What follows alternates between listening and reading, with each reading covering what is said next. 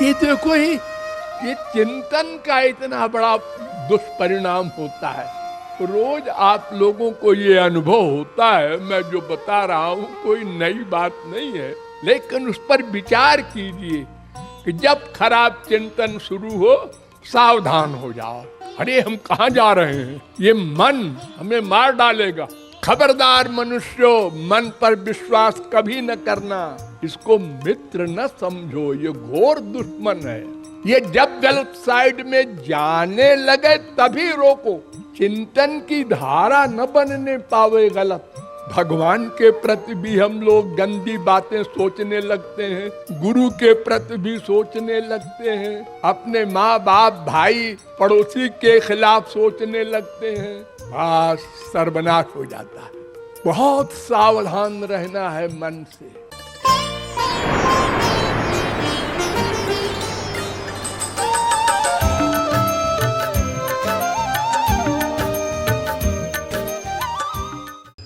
मनुष्य 4 प्रकार का होता है,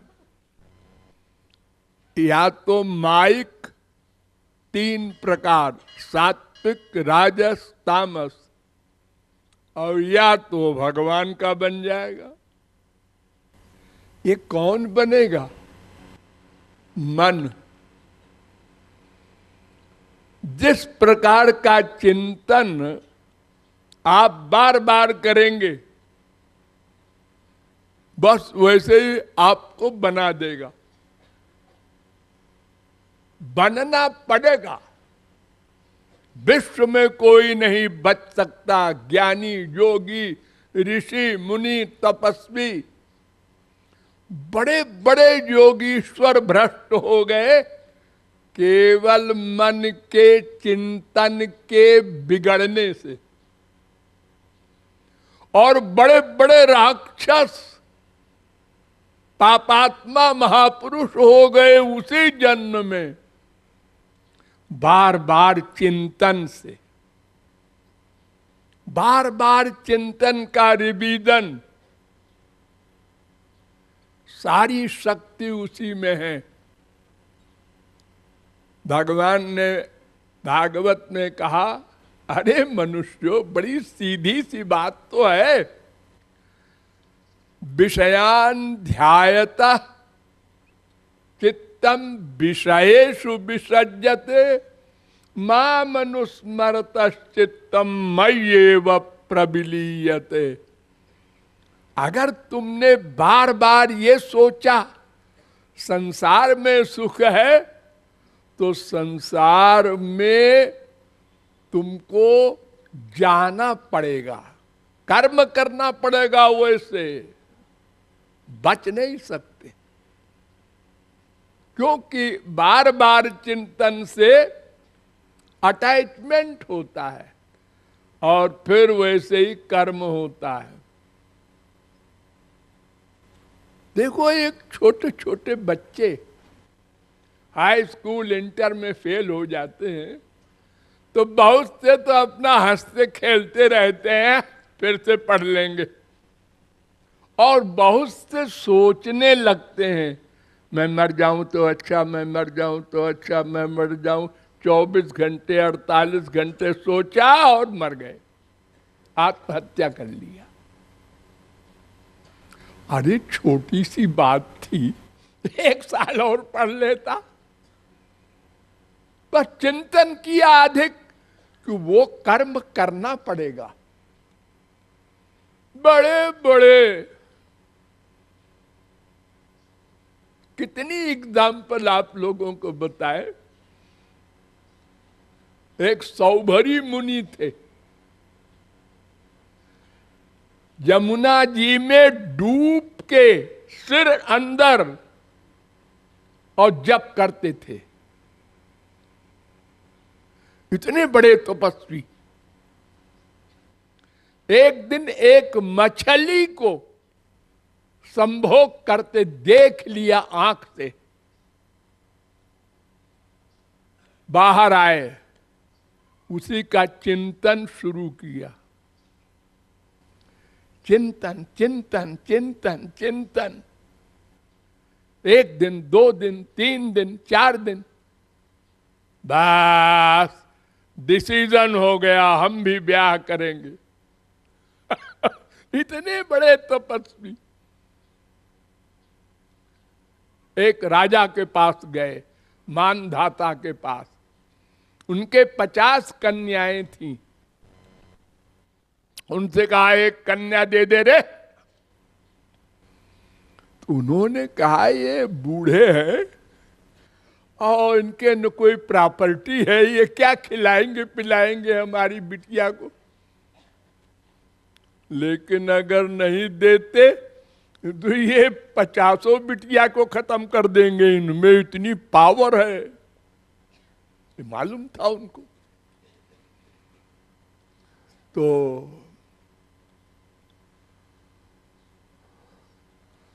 उन्होंने कहा साहब देखिए मैं तो बूढ़ा हो गया हूं और मेरी लड़कियां हैं, ये आपको जो भी लड़की पसंद कर ले उससे आप ब्याह कर लीजिए, स्वयंवर हो जाए। राजा ने सोचा कि ये इनको कौन पसंद करेगा भला। तो सौभरी मुनि ने जान लिया कि ये 420 कर रहा है राजा। दोनों ने अपने शरीर को 18 वर्ष का एक सुंदर बालक बना लिया। इतने बड़े योगीश्वर।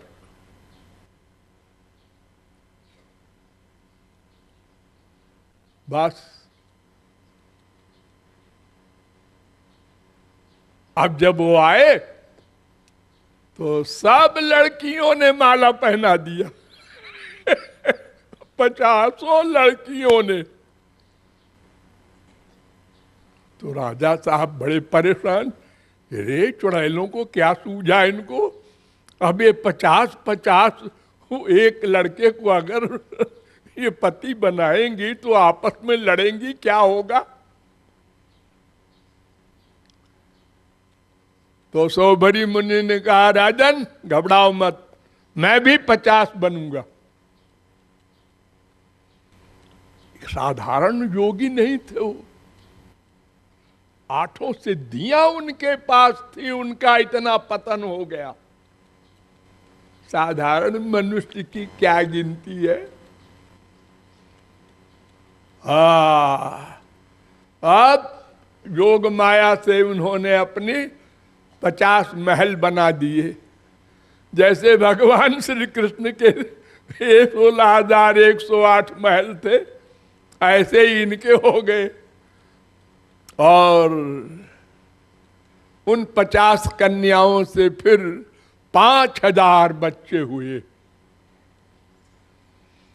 तो एक दिन ये गंगा जी के किनारे बैठे सोचने लगे, मैं कहां जा रहा था और कहां पहुंच गया। तो चिल्ला के बोले, अहो इमं पश्यत में विनाशम। अरे मनुष्यो मेरा सर्वनाश सुनो, देखो।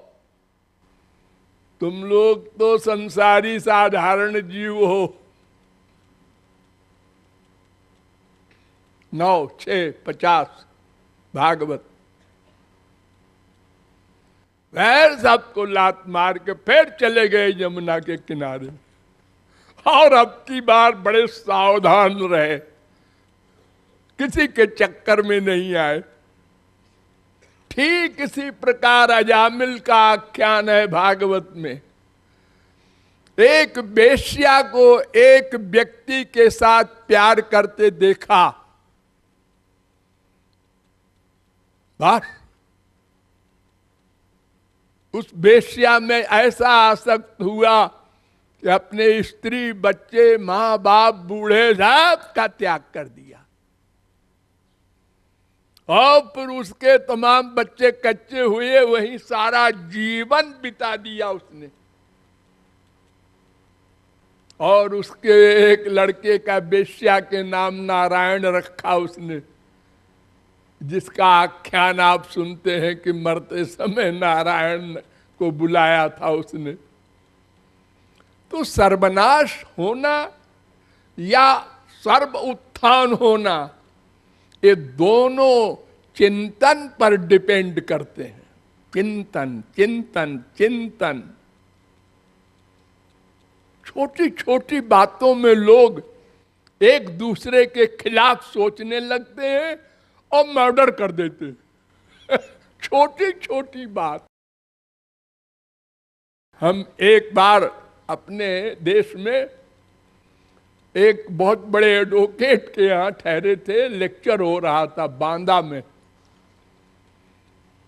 तो आए एक दिन वो बड़ी देर में कोर्ट से। हमने कहा तूने बड़ी देर कर दिया रे। महाराज जी आज एक बड़ा बढ़िया केस था। हमने कहा क्या केस था? दो भाई थे ठाकुर, और उनका कुछ प्रॉपर्टी का मुकदमा था। तो कोर्ट ने एक के मुआफिक फैसला दे दिया। अरे फैसला तो एक के मुआफिक होता ही है। तो दूसरे को बहुत दुख कि अब क्या खाएंगे, जमीन चली गई सब दूसरे भाई के पास। तो अपने घर के सामने वो बेचारा बैठा था, उसकी माँ बैठी थी मुंह लटकाए। दोनों पास पास घर थे। तो जो जीत गया था वो लोटा लेके लेट्रिन जा रहा था। गांव में तो लेट्रिन बने हुए होते नहीं, ज्यादातर बाहर जाते हैं। तो जा रहा था, तो इस हारे हुए भाई को देखकर उसकी तरफ यों कर दिया, खाली कुछ बोला नहीं। यों ठाकुर था, बड़े बड़े मूछ थे। अब हारा हुआ तो ऐसे ही दुखी था। उसकी मां ने भी देख लिया कि इसने ऐसा किया। उन्होंने कहा बेटे से कि देख रहा? हाँ देख रहा हूं मम्मी। मेरा दूध पिए है तो इसको आज यहीं खत्म कर दे। एक वाक्य इतना भयानक बोला मां ने कि वो उठा और लठिया रखा थी उसके बगल में, और जाके वो तो बेचारा निहत्था था और मारा खोपड़ी में, वो वाकई मर गया। तो वो मुकदमा करके वकील साहब आए तो कहना आज जज साहब बहुत देर तक सुनते रहे तो रात हो गई। ये देखो ही, ये चिंतन का इतना बड़ा दुष्परिणाम होता है। रोज आप लोगों को ये अनुभव होता है। मैं जो बता रहा हूं कोई नई बात नहीं है, लेकिन उस पर विचार कीजिए कि जब खराब चिंतन शुरू हो सावधान हो जाओ। अरे हम कहां जा रहे हैं? ये मन हमें मार डालेगा। भगवान के अवतार कपिल, उनके सामने सिद्धियां आई, अणिमा लघिमा प्राकाम्या बचिता। उन्होंने कहा आप लोग कौन? हम लोग सिद्धियां हैं महाराज। यहां कैसे आई? आपकी सेवा के लिए। मेरी सेवा? किसने बुलाया आपको? बुलाया नहीं किसी ने महाराज, लेकिन आप भक्त हैं ना, मुझे नहीं चाहिए सेवा, भाग गया थे। तुम लोग बड़े बड़े योगियों को, तपस्वियों को भ्रष्ट किए हो। तुम्हारे चक्कर में जो पड़ा ओ पहुंचते पहुंचते गिर गया। और कहा ऐ मनुष्यो न कुरुजात कर्चित सख्यम मनसि ह्यनवस्थिते। 5, 6, 3 भागवत। खबरदार मनुष्यों, मन पर विश्वास कभी न करना। इसको मित्र न समझो, ये घोर दुश्मन है। ये जब गलत साइड में जाने लगे तभी रोको। जैसे कोई स्त्री खाना पका रही है और उसके कपड़े में आग लग गई, तो तुरंत वहीं हाथ से दबा देती है, तो बच जाती है। अगर वो 2 सेकंड रुकी रहे, देखो कहां जा रही है, तो जल जाएगी, मर जाएगी इतनी देर में। तो ऐसे ये मन है, चिंतन की धारा न बनने पावे गलत।